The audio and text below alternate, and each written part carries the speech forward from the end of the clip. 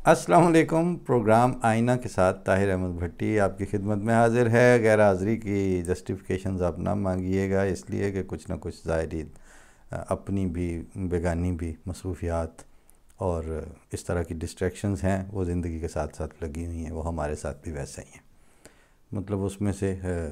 اگر ایک چھوٹی سی آپ کو بتا دوں تو آپ ساروں کو پتہ ہوگا کہ یہاں پہ ایک نشان آپ دیکھتے رہتے تھے، تو وہ اب نہیں ہے، تو وہ کٹوانا بھی ایک یعنی سرجری چھوٹی سی چاہتا تھا، اس کے ساتھ اور ریلیٹڈ بھی چیزیں۔ بہرحال کچھ اگر سچ پوچھئے یا اندر کی بات تو وہ یہ ہے کہ کیا نظر دیں جو کوئی نئی آرزو کریں، دل میں تو ٹوٹنے کی بھی ہمت نہیں رہی۔ جو ہو رہا ہے اس کو چھوٹے دائرے سے لے کے اس کو نیشنل سطح پر لے جائیں اور اس نیشنل سے اس کو بین الاقوامی سطح پر لے جائیں تو نیت ہی اور کچھ ہے گروہ شریر کی۔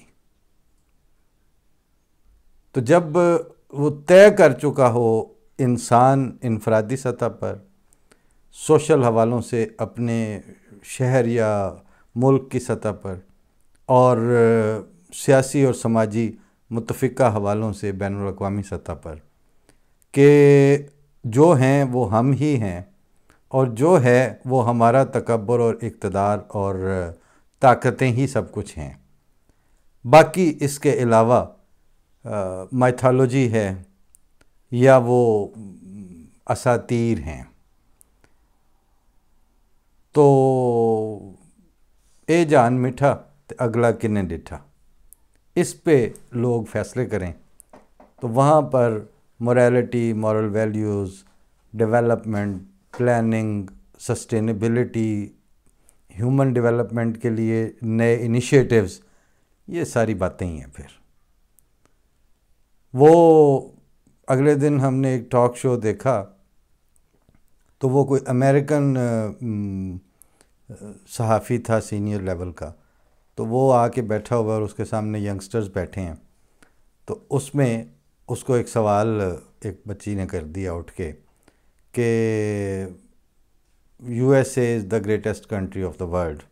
تو اس حوالے سے آپ ہمیں کیا نصیحت کریں گے؟ وہ چپ۔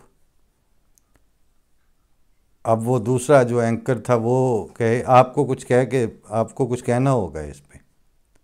وہ طرح دیتا رہا، بالآخر وہ پھٹ پڑا، اس نے جواب نہیں دیا، ہی واز بلاسٹڈ۔ تو اس نے کہا کہ یہ آپ کے ذہنوں میں ڈال دیا گیا ہے کہ امریکہ دنیا کا عظیم ترین ملک ہے۔ عظمتوں اور عظیم ترین ملکوں کے لیے جو پری ریکوزٹس ہیں وہ اب امریکہ کے پاس نہیں ہیں۔ کسی زمانے کی بات ہے، وہ لوگ لد گئے، وہ سوسائٹی لد گئی، وہ کمٹمنٹ چلی گئی۔ اب آپ کے ذہنوں میں یہ ایک کلیشے گھڑ کے وہ انجیکٹ کیا جاتا ہے اور آپ مجھے ایک غلط انڈرسٹینڈنگ کے اوپر میرا موقف مانگ رہے ہیں۔ میں آپ کو کیا موقف دوں؟ امریکہ کے اندر ٹاک شو ہو رہا ہو تو بڑا مشکل ہوتا ہے اس طرح کہنا، لیکن وہ کہہ کے نکل لیا وہاں سے، کہہ دیا اس نے جو کچھ کہنا تھا۔ بالکل اگر اس طرح دیکھا جائے تو کرنٹ افیئرز پہ جی بات کریں، جی ادھر وہ بندے مر رہے ہیں، جی بچے مر رہے ہیں، درست ہے، یہ ایسا ہی ہو رہا ہے، لیکن وہ جو bare minimum of resources and power and defensive set up جو تھا، اس کو جوابی طور پر کہاں اکمولیٹ کر کے مجتمع فورسز کے ساتھ کر کے، ایون ڈیفینس کو تو چھوڑ دیں، اپنے موقف کو، اپنی تائید کو ہی ایک معین اور متحدہ صورت دے کر آواز اٹھانے والی بات ہی کوئی نہیں تھی۔ اور اب کیا ہو رہا ہے جی کہ وہ چائنا کو جا کے کہیں کہ روس کو جا کے کہے تو فضا یہ ہو تو دلوں میں نزاکتیں کیسی۔ ہے تو وہ لطیفہ ہی، لیکن بہرحال حسب حال ہے کہ سیکنڈ ورلڈ وار کے دنوں میں یہاں سے لطیفہ کھڑا ہوا ہے وہاں ٹواڑوں کے خلاف، مراسیوں نے یا کسی اور نے، تو انہوں نے کہا جی ملکہ برطانیہ نے اپنا وفد بھیجا کہ ساڈی جنگ اج کل چل رہی اتنے ہٹلر نال تے سانوں تھوڑی سپورٹ چاہیے. تو وہ کہتے ہیں کہ وہ ٹوانا صاحب نے ٹوپی ذرا اور ٹیڑھی کر کے رکھی اور وہ قاعدہ ایک لمبا سا کش لیا اور پھر سوچ میں پڑ گئے، پھر ایک اور لمبا سا حکے کا کش لے کے تو کہتے ہیں گل اے وے کہ جے دوجی جنگ عظیم دا فیصلہ سرگودے دے ٹواڑیاں تے آ پیا نا، پھر ملکہ نو آکھو ہٹلر نال صلح کر لے کہ جی اساں ہی جا کے تے جان چھڈانی ہے تھوڑی. بات یہ ہے کہ اب اگر اس طرح کی فورسز نے مل کے فلسطین کے بچے اور فلسطین کی آبادی کو بچانا ہے تو پھر مرے ہی لو، پھر کچھ بھی نہیں ہے، آگے کچھ بھی نہیں ہے. اور جب زمینی سطح پہ کچھ بھی نہیں ہوتا تو ہسٹری میں پہلے یہی نظر آیا ہے کہ وہیں سے پھر آگے خدا ہوتا ہے. اور جہاں آپ نے 25-30 دن کی اٹھا پٹک کے بعد اور اپنی منافقت آمیز یگانگت اور یکجہتی کے ہڑبونگ کے ساتھ جس اینڈ پہ آپ پہنچے ہیں کہ آگے کچھ بھی نہیں ہے، تو امام جماعت احمدیہ نے ابتدا وہیں سے کی تھی کہ اللہ تعالیٰ سے دعا کریں. اور چونکہ بہرحال تم نے آگ کو جلتے دیکھا، ہم نے آگ میں جل کر دیکھا، تو there is a lot of difference between the experience of both parties. تو وہاں ہم جب دعا کے لیے کہتے یا سنتے یا کرتے یا کرواتے ہیں تو ہمیں یہ ہے کہ دعا اسباب کو جنریٹ کرتی ہے، اور وہ اللہ تعالیٰ کی جو فیصلہ صادر کرنے کی تقدیریں ہیں ان کو بادلوں کی طرح اکٹھا کر کے پھر وہ برساتی ہے جہاں ضرورت ہوتی ہے. لیکن اب یہ کہانی بھی مجھے افسوس کے ساتھ کہنا پڑ رہا ہے کہ جنہوں نے اس ہتھیار کی بات کی تھی ان کی بات بھی آپ کے نزدیک کتنی قابل عمل، قابل فہم یا قابل عزت ہے. تو اس بنتی بگڑتی فضا میں روزانہ گفتگو کرنے کو دل نہیں چاہتا. اب آپ ذرا بین الاقوامی سیناریو سے آپ پاکستان چلے جائیے تو وہاں پر کتنی دیر پہلے کی بات ہے کہ کتے و کتی مچی ہوئی تھی کہ او بھی کھا گیا تھے، اس نے بھی یہ کر دیا، تو وہ لاڈلا، تو وہ اب لاڈلے کا سوئچ اوور ہونا آپ کے سامنے ہے اس وقت. اب زرداریاں دا منہ دوجے پاسے لگا ہوا ہے. اب وہ چاہتے ہیں کہ جی چونکہ وہ سارا لاڈ لڈانے کا جو وزن ہے وہ ایک پلڑے میں ڈالا جا رہا ہے، تو لہٰذا ہم اور کچھ نہیں تو ہم پی ٹی آئی اور عمران خان کے ساتھ ہی اتحاد کر لیں. تو یہ جو افتراق اور اتحاد ہیں دونوں بدنیتی پر مبنی ہیں. اور ایک وہاں پہ ودود قریشی صاحب ہیں جو اب تو ایڈیٹر ہیں، جب میں پاکستان میں تھا تو اس وقت کوئی ایم فل وغیرہ کر رہے تھے اور تھیسز لکھ رہے تھے. اس زمانے میں یعنی کونی رگڑ کے ان سے گزرنے کا ہی تعارف تھا. لیکن اب میں نے ان کی ایک ٹویٹ پڑھی کل، تو وہ کہہ رہے تھے کہ جب اتنی بے ایمانیوں کے ساتھ جوڑ توڑ جاری ہے تو سیاستدانوں میں اور جن کو پے رول پہ لیا جاتا ہے اور لاڈلا بنایا جاتا ہے وہ اس سارے سے بیک فٹ پہ جائیں، اس کا کیا طریقہ ہے؟ خیال مجھے آیا کہ میں نے تو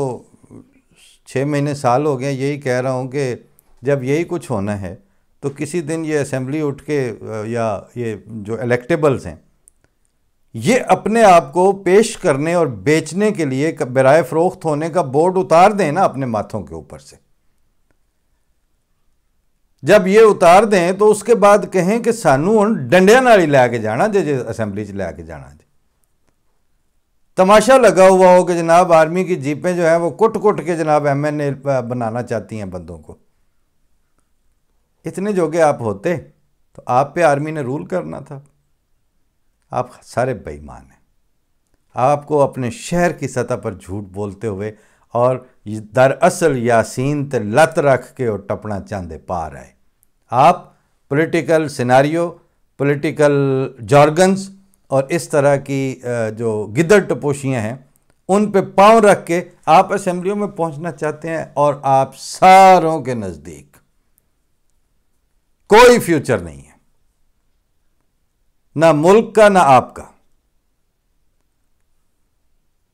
مجھے پھر بتانا پڑے گی بات کہ وہاں ایک اسپیشل چلڈرنز کے لیے انسٹیٹیوٹ بن رہا تھا، ادارہ بن رہا تھا، تو اس کے لیے یہاں جرمنی سے کچھ لوگ گئے ہوئے تھے ربوہ میں. تو وہ چونکہ جرمن تھے تو ان کی وجہ سے کچھ ایمبیسی کے بھی ایک دو لوگ تھے وہاں پہ. تو ڈپلومیٹس ہوتے ہیں، وہ تو ہر جگہ پہ اپنا ایک آدھ جملے سے چیزیں سمیل بھی کر لیتے ہیں اور اپنا میسج بھی چھوڑ آتے ہیں. تو جو ان کے ہوسٹ بیٹھے ہوئے تھے، جن میں سے کوئی 4-6 میرے بھی کلاس فیلوز ہیں، اور اب وہ سینئر پی ایچ ڈیز ہیں اور مختلف فیکلٹیز میں، بڑے معتبر اور سکہ نام ہیں، سارے میرے جیسے تھوڑی ہیں. تو ان سے ایسے باری باری اس جرمن ڈپلومیٹ نے کہا کہ آپ کے پاس آپ کا پروفائل تو ہوتا ہی ہے کہ میری جیو فزکس میں پی ایچ ڈی ہے، میں فلاں فلاں، اس کے ساتھ میری فزکس میں امریکہ سے پی ایچ ڈی ہے، فلاں جی میری پی ایچ ڈی ہے. اس طرح وہ جو جتنی ڈاکٹریٹ کی سینئر فیکلٹی کے اچھے نام تھے وہاں پر،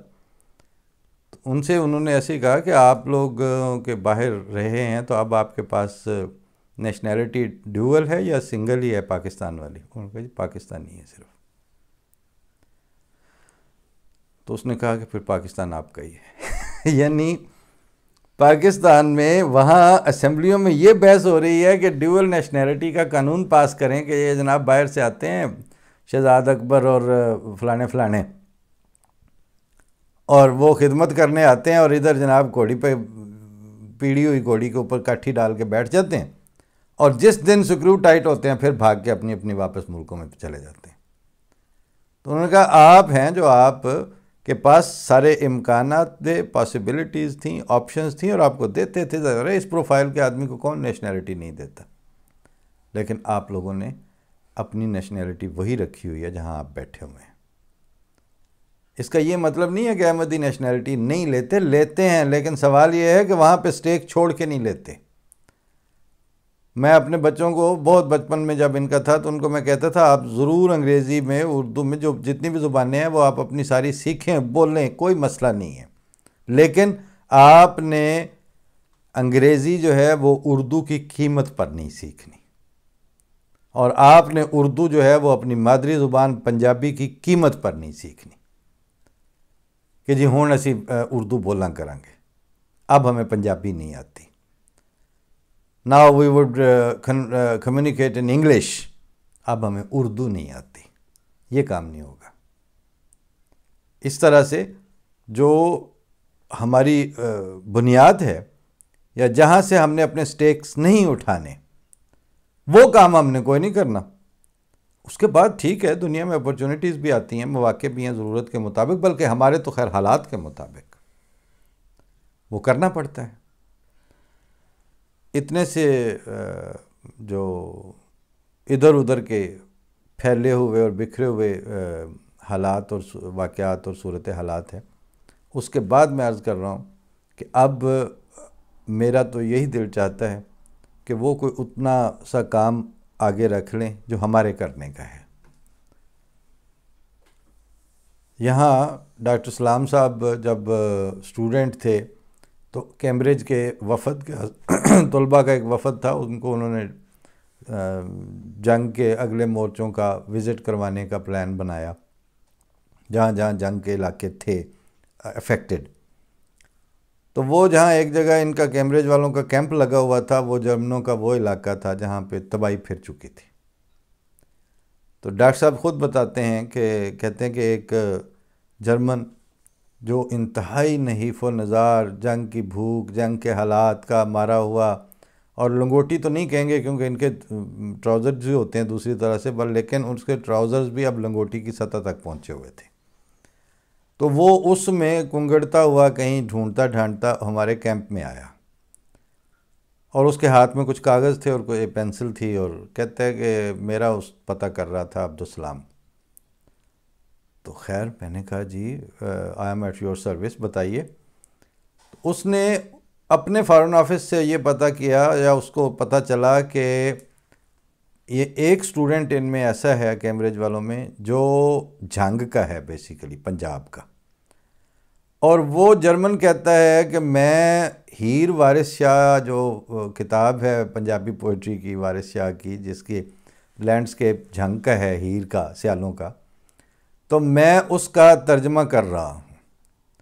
تو جب میں اس کا ترجمہ کر رہا ہوں تو مجھے کچھ ایسے لفظ ملے ہیں جو مجھے اس کا کسی پنجابی اس طرح کی ڈکشنری میں وہ لفظ نہیں ملتے، ان کا ترجمہ نہیں مل رہا۔ تو میں نے کہا کہ تم جھنگ کے ہو تو آپ مجھے بتا سکو گے، تو میں اس سلسلے میں آپ سے ملنے آیا ہوں۔ ڈاکٹر صاحب کہتے ہیں کہ میں نے حیرت سے کہا کہ چلیں وہ تو جو مجھے پتا ہوا میں بتاؤں گا، لیکن حالات دیکھیں، آپ کے ہاں ساری بیڑا ہی تباہ ہو چکا ہے ہر چیز کا، آپ پھر یہ کام لے کے بیٹھے ہوئے ہیں۔ کہتے بات یہ ہے کہ میرے حصے کا یہ کام تھا، میں تو وہ کر کے ہی مروں گا، باقی یہ ہے کہ ہم ہیں ادھر ہی، یہ تباہی آئی ہے، یہ گزر جائے گی، ہم پھر اٹھ کے کھڑے ہو جائیں گے، کوئی مسئلہ نہیں ہے، لیکن میں تو اپنے حصے کا کام کر کے مروں، میں اس کو رستے میں کیوں چھوڑ کے جاؤں۔ تو دیکھ لیں اب پھر وہ جرمنی جو ہے انہوں نے اس بربادی کی پہاڑیاں بنا کے ان کے اوپر شہر کھڑے کر دی ہیں۔ تو ہمیں تو جو نظر آ رہا ہے وہ یہ ہے کہ وہاں کا وہ سٹف جو ایک دن نواز شریف کو ادھر بھیجتا ہے، دوسرے دن نواز شریف کو ادھر لاتا ہے، تیسرے دن کہتا ہے اب ہم سیٹیں خرید رہے ہیں، چوتھے دن وہاں پہ وہی اس کے محل جو ہیں وہ آباد کرنے میں وہی اسٹیبلشمنٹ ساری اسی طرح مددگار ہے۔ تو اس طرح کی کہانیوں سے کبھی دیر پا سسٹینیبل ڈیولپمنٹ کے اور فیوچر میں اپنا جائز مقام حاصل کرنے والے اقدامات کی تو امید فضول ہے۔ تو جب انہوں نے ان میں سے کچھ بھی نہیں کرنا اور جو کرنے کے کام ہے وہ کرنے کوئی نہیں ہے انہوں نے، وہی میں ٹی وی چینلز والوں کو کہتا ہوں کہ یہاں سے اگر آپ جو مناسب طریقہ ہوتا ہے پراپر ڈرائیونگ کا، اور جو ڈرائیونگ کی ایسے ایتھکس ہیں جن کا ہمارے ہر ٹین ایجر کو پتہ ہونا ضروری ہے، وہ ترجمہ کر کے ان کو اسکولوں میں آپ انٹروڈیوس کروائیں، اور وہاں کے ضلعی جو ٹریفک پولیس افسر ہیں وہ اس میں جا کے تو اسٹوڈنٹس کے ساتھ انٹریکٹ کر کے ایک سسٹم بنائیں کہ فرض کیا اتنا ہی سوچ لیں کہ ہم نے ہارن بجانا بند کرنا ہے، ہم نے اس طرح کی بدتمیزی یا وہ نہیں کرنی۔ وہاں وہ ہمارے کالج کے ایک پروفیسر یہاں آئے ہوئے تھے، تو میں ان کو کہیں لے کے جا رہا تھا، تو ہم بالکل سڑک کے سینٹر میں جہاں سے موڑنا تھا تو وہ مڑ رہے تھے اپنی جگہ پہ رک کے، ہمارے دائیں بائیں سے ٹریفک جاری اور رش میں جا رہے تھے ہم۔ تو کہتے پاکستان میں تو ہم یہ تصور نہیں کر سکتے کہ ہم یہاں کھڑے ہیں اور ہمیں نہ ہارن دیا گیا ہے نہ کچھ ہے، ہم نے موڑنا ہے، اپنے موقع پہ ہمیں گیپ ملنا ہے، ہم نے ادھر چلے جانا ہے۔ تو یہ جو چھوٹی چھوٹی باتیں تھیں ان پہ تو کوئی نہیں کام کر رہا۔ لہٰذا وہاں جن سے آپ توقع رکھتے ہیں جو صاحب اختیار اور صاحب اقتدار ہیں، انہوں نے ایک فیصلہ بھی انسانوں والا نہیں کیا، ایک فیصلہ بھی آج تک ملک کو آگے لے جانے والا نہیں کیا، ایک فیصلہ بھی انسانوں کی دیر پا ترقی اور ان کے ساتھ ایمپیتھی اور سمپتھی رکھنے والے ڈیسیژنز نہیں لیے، سارے کے سارے ڈنگ ٹپاؤ اور ذاتی مفاد کو سپورٹ کرنے والے ہیں۔ اور ہو سکتا ہے ان میں حسن نیت ہو، لیکن اب وہ اپنی سروائیول ہی اس میں سمجھتے ہیں اب کیا کیا جائے۔ اب وہ سچ سے اتنا دور جا چکے ہیں کہ سچ کو فیس کرنا ان کو موت نظر آتی ہے، اور جو دنیا میں ادارے اور لوگ اور قومیں آباد ہیں ان کو جھوٹ کے ساتھ ہیپیلی میرج ہونا جو ہے اس میں اپنی موت نظر آتی ہے۔ پاکستان کے ارباب اختیار اب سچ کے ساتھ جفی نہیں ڈال سکتے، ان کو اس سے زہر لگتا ہے وہ سچ، اور دنیا جہاں جہاں ترقی ہوئی ہے انہوں نے جھوٹ کو زہر سمجھا ہے، بدنیتی کو زہر سمجھا ہے اپنی سوشل فائبر کے لیے، وہ اس لیے ترقی کر گئے ہیں۔ لہٰذا یہ چونکہ اپ سائڈ ڈاؤن ہوئی پڑی ہے، اس انتہائی بگڑی ہوئی صورتحال میں اس میں سے باقاعدہ پانی میں مدھانی ڈال کے روز بیٹھ جانا، اس میں سے کچھ نہیں نکلے گا۔ لہٰذا میں بالطبع تھوڑی طبیعت اس سے متنفر تھی کہ کیا بات کریں، کیا نظر دیں جو کوئی نئی آرزو کریں، دل میں تو ٹوٹنے کی بھی ہمت نہیں رہی۔ اس کے علاوہ یہ جو وقت تھا تو اس دورانیے میں ہمیں توفیق مل گئی الحمدللہ، وہ جو 30 سال سے میں لکھ رہا تھا وقتاً فوقتاً شعری اظہار، جس کو جہاں تہاں موقع ملتا تھا بات بھی ہوتی تھی، تو وہ کتابی شکل میں پینڈنگ تھا۔ کئی اس کے رستے میں رکاوٹیں تھیں اور اللہ تعالیٰ نے بالآخر وہ اسباب اور وہ صورت حالات بہتر اور سموتھ بنائی، اور طبیعت میں بھی اتنی یکسوئی آئی کہ آج جب ہم آپ سے بات کر رہے ہیں تو اس وقت وہ میرا جو پہلا مجموعہ، اسے دیوان کہیے، عکس تازہ کے نام سے پریس میں چلا گیا ہے، اور امید ہے کہ اگلے مہینے میں وہ ہمارے ہاتھ میں آ جائے گی کتاب چھپ کے۔ یہ عکس تازہ نام جو ہے یہ حضرت چودھری محمد علی مظفر مرحوم، یہ ان کی عطا ہے۔ میں نے 3 شعر اس زمانے میں کہے تھے، تو اس میں سے چوہی صاحب نے یہ میرا ایک شعر سے انتخاب کیا تھا۔ میں نے اس وقت بیک گراؤنڈ تو یا بیک ڈراپ تو یہی تھا کہ چوتھے امام جماعت احمدیہ کی وفات کے بعد موجودہ امام جماعت احمدیہ مسند خلافت پر جب متمکن ہوئے تو وہ اپنے اندر میں جو کیفیتیں چلتی رہتی ہیں، اس میں وہ میرے 2-3 شعر تھے، تو اس میں ایک یہ تھا کہ عکس تازہ تیرے جمال کی خیر، آئینوں کا غبار چھٹنے لگا۔ چوہی صاحب نے اس سارے سیناریو کو سمجھتے ہوئے عکس تازہ کو اچانک ان کا چہرہ روشن ہوا، فرمایا ہے عکس تازہ، یہ تو تیری کتاب دا نام ہو سکتا ہے۔ تو بس پھر وہ چوہی صاحب نے نام رکھا۔ خوش قسمتی یہ کہ میرے دوست ساتھ تھے کہ انہوں نے کہا کہ پھر یہ آپ لکھ دیں، اور وہ انہوں نے اس وقت لکھ کے دے دیا۔ یہ 2011-12 کی بات ہے۔ آج 10-12 سال کے بعد اس سند کے ساتھ ہی کتاب وہ آ رہی ہے۔ ایک تو اس کے لیے بھی درخواست ہے کہ اللہ تعالیٰ دعا کریں کہ اللہ تعالیٰ اس میں اس اظہار یا اس کیفیاتی اور محسوساتی جو بھی رتب و یابس کہیں گے، یا جو میرا جو بھی عرض کرنے کی توفیق ملی ہے، اللہ تعالیٰ اس کو پذیرائی اور تاثیر سے نوازیں۔ یہ دوسرا کام اس دورانیے میں ہوا۔ اور تیسرا یہ کہ ہم نے یہ واقعی یہ سوچا کہ ہمیں اب تم اجازت دو، ہمیں کچھ کام کرنے ہیں۔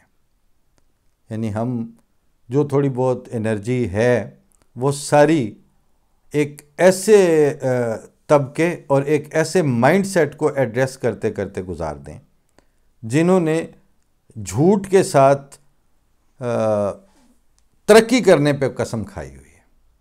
ابھی پچھلے ہفتے میں چکوال میں 15 بچوں کے ساتھ جنسی زیادتی کرنے والے جو تھے مدرسے اور اس مسجد کے ائمہ اکرام اور شیوخ عظام، تو وہ نبیل انور ڈھکو نے لکھا کہ وہ 15 گھنٹے سے لگے ہوئے ہیں کہ اب پیچ اپ ہو جائے، وہ نہیں ہو سکا۔ تو جو جتیاں دے لیک دینے وہ ان کے ساتھ پیچ اپ کرنے پہ تیار ہے نا، سارا سیٹ اپ تیار ہے۔ معاشرہ اس حد تک مکروہ اور گندا کر دیا ہے کہ جو کرنے کی بات ہے وہ ہونی نہیں ہے۔ اور حالت یہ ہے کہ کیا کیا کہیں۔ وسعت اللہ خان صاحب نے ایک ٹویٹ اپنا فیس بک پہ شیئر کیا ہوا تھا کہ تجزیہ کار ہو تو زیغم خان جیسا ہو ورنہ نہ ہو۔ تو میں نے کہا کہ اچھا، مستند آدمی نے بات کی ہے، ذرا میں سنوں۔ تو تجزیہ کار زیغم خان جیسا ہو اگر تو ہو ورنہ نہ ہو، وہ بولے کہ چلانیاں شوگر ملاں تے لیانے انقلاب۔ بہت اچھا نعرہ دیا، بڑی اچھی اوپننگ کی۔ بات کرتے کرتے درمیان میں جا کے کہتے ہیں اور میری امریکہ میں ایک سینئر بڑے ادارے کے ساتھ جو منسلک اکانومسٹ ہیں جن کا میں نام نہیں لوں گا، ان سے بات ہو رہی تھی اور انہوں نے یہ کہا۔ پھر وہ عاطف میاں نے جو تھیسس دیا ہوا تھا جس پہ وہ 6 مہینے سے مسلسل ان کو وارن کر رہے تھے، وہ کوٹ کر گئے اور ان کا نام کوٹ نہیں کر سکے۔ بالکل اسی طرح جیسے یہ جس وقت فلسطین کی آزادی کی اور ان کے حقوق کی بات پہ سر ظفر اللہ خان صاحب نے اس زمانے میں جو عربوں کے لیے جو کچھ کیا تھا، تو وہ قائد اعظم یونیورسٹی کے ایک پروفیسر نے آرٹیکل لکھا اور دوسرے پروفیسر نے انٹرنیشنل ریلیشنز کی کلاس میں وہ اخبار کھول کے کہا کہ یہ دیکھیں اس زمانے میں ان ملکوں میں پاکستانی وزیر خارجہ کے خدمات کے صلے میں اس محبت میں لوگوں نے اپنے بچوں کے نام پاکستانی وزیر خارجہ کے نام پر رکھے، اور اس پروفیسر کو کلاس میں اسی پاکستانی وزیر خارجہ کا نام لینے کی توفیق نہیں ہوئی، اس میں سر ظفر اللہ کہتے ہوئے دندل پڑ گئی۔ تو آپ کی بہت ڈیپ منافقتیں ہیں جو اب آپ کو گندا کر رہی ہیں۔ ان منافقتوں کی بنیاد پر اب آپ کے اوپر نان سٹیٹ ایکٹرز مسلط نہیں ہو گئے، آپ کے اوپر زومبیز ہیں جنہوں نے قبضہ کر لیا اور اب آپ بلبلا رہے ہیں۔ تو ان زومبیز کے ساتھ ہیپیلی میرڈ معاشرہ اور اس طرح کی لیڈرشپ پہ کیا بات کی جائے؟ نہیں کر سکتے۔ رات میں نے ایک کتاب تھی جو میں پہلے بھی پڑھی ہوئی تھی، روحانی خزائن میں برائین احمدیہ حصہ پنجم، اس کو میں پھر سے طبیعت میں تھا ایک اضطراب، تو میں نے اس کو جب دوبارہ سے پڑھنا شروع کیا، اس کے بالکل ابتدا میں ایک نظم تھی، ہے شکر رب عز و جل خارج از بیان۔ میں اس کو پڑھتا جاتا تھا اور ساتھ سوچتا جا رہا تھا کہ ہمارے ہاں یہ جو در سمین کی اردو، یعنی حضرت مسیح موعود بانی جماعت احمدیہ کے اردو کلام کی جو نظمیں ہیں، خاص طور پر جو در سمین اردو، وہ ترنم کے ساتھ مختلف مواقع پہ پیش کی جاتی ہیں اور تقریباً وہی اشعار سے زیادہ تر واقفیت ہے نوجوانوں کو اور عام قارئین کو اور سامعین کو، لیکن تھارولی ان نظموں کا تلفظ، ان کا جو زیر و بم، ان کی جو پڑھنت میں اتار چڑھاؤ ہوتا ہے، جس سے کہ اسی میں اتنے ایسے لفظ آ رہے تھے کہ اگر اس کو ذرا سا تشدید دے دی جائے تب بھی وزن خراب ہو جاتا، اور اگر جزم کے طور پر لے لیا جاتا تب بھی خراب ہو جاتا۔ تو خیر میں نے اس وقت یہ سوچا کہ میں ایک تو یہ نظم جو ہے یہ تحت اللفظ میں پیش کروں، ابتدا تو میں اس سے کرنا چاہتا تھا، اور دوسرا اگر کیا مطلب اللہ تعالیٰ توفیق دے تو پھر اس کو مشروط کیا کرنا کسی حالات کے ساتھ کہ میری اپنی کتاب آنے سے پہلے میں یہ چاہتا تھا کہ میں زیادہ سے زیادہ یہ کلام جو ہے وہ تحت اللفظ میں پیش کر دوں۔ اب گزارش یہ ہے کہ میں یہ نہیں کہتا کہ میرا تلفظ 100% ہے، لیکن 85% سے زیادہ ٹھیک ہے۔ میں یہ نہیں کہتا کہ میرا تحت اللفظ جو ہے وہ بہت اچھا ہے، لیکن مجھے اتنا اندازہ ہے کہ 90% میرا پیش کرنے کا انداز جو ہے وہ 90% بہتر ہے۔ تو اب میں عرض کر دوں گا، ایک دفعہ پیش کر دوں گا، اس سے بہتر صلاح عام ہے یاران نکتہ داں کے لیے، لیکن میں یہ اس لیے کرنا چاہ رہا تھا، اور یہاں پہ وہ آپ اس جہاں میں آیا اس کو خاکسار کے ساتھ آپ تبدیل کر لیجئے گا سنتے وقت، کہ یہ موجود نہیں ہے ہمارے پاس، اس طرح چھپی ہوئی ہے کتاب بھی صورت میں، اس کے ہم تلفظ کی اینڈ پہ دی بھی ہوتی ہے گلوسری بھی، لیکن پھر بھی ان شعروں کی ادائیگی جو ہے وہ کیسے کرنی چاہیے، اس کا کوئی فارمیٹ آڈیو میں پہلے سے میرے علم میں نہیں ہے۔ صرف وہ جو گا کے نظم کے منظوم ترنم کے ساتھ پیش کیا جاتا ہے ان کی تیاری ہو جاتی ہے، لیکن ساری در سمین کی نہیں ہے۔ تو اب میری کوشش یہ ہے کہ میں اس نظم سے آغاز کر کے پھر دوسری نظمیں ساتھ لے کے تو یہ پوری کسی نہ کسی طرح کر دوں، اللہ تعالیٰ اگر توفیق دے تو، اور شاید اس راہ پہ کچھ اور بھی راہی آئیں، دھوپ میں چلتا رہوں، سائے بچھائے جاؤں۔ میں اس میں سے 3-4 شعر پیش کر کے پھر آج کے پروگرام سے اجازت لیتا ہوں، اور آگے کتب نما اور آئینہ اور ہنگارہ وہ تو جب آئے آپ سنتے ہی رہتے ہیں۔ اب یہ باب سخن میں اس کے میں کوشش کروں گا کہ میں روزانہ جو ہے وہ 5-10 منٹ کی جو ہے وہ تیاری کر کے تلفظ کی تو وہ پیش کرتا رہوں، تاکہ ریکارڈ پہ آ جائے کہ اس کا کیا تلفظ تھا اور یہ کیسے پیش کرتے تھے۔ بسم اللہ الرحمن الرحیم۔ ہے شکر رب عز و جل خارج از بیاں، جس کی کلام سے ہمیں اس کا ملا نشان۔ وہ روشنی جو پاتے ہیں ہم اس کتاب میں، ہوگی نہیں کبھی وہ ہزار آفتاب میں۔ اس سے ہمارا پاک دل و سینہ ہو گیا، وہ اپنے منہ کا آپ ہی آئینہ ہو گیا۔ اس نے درخت دل کو معارف کا پھل دیا، ہر سینہ شک سے دھو دیا، ہر دل بدل دیا۔ اس سے خدا کا چہرہ نمودار ہو گیا، شیطان کا مکر و وسوسہ بیکار ہو گیا۔ یہ تو میں نے جسٹ ایک نمونہ چکھنے کے لیے آپ کی خدمت میں پیش کیا ہے۔ کل سے یا یعنی اس ویک میں سے آئندہ انشاءاللہ معین طور پر اسی نظم سے ابتدا کر کے پھر جو بڑی بڑی نظمیں ہیں پہلے وہ، پھر دوسرا کلام کوشش کریں گے کہ میں اگلے دنوں میں زیادہ سے زیادہ تحت اللفظ میں پیش کر دوں، اور آپ دعا کیجیے گا۔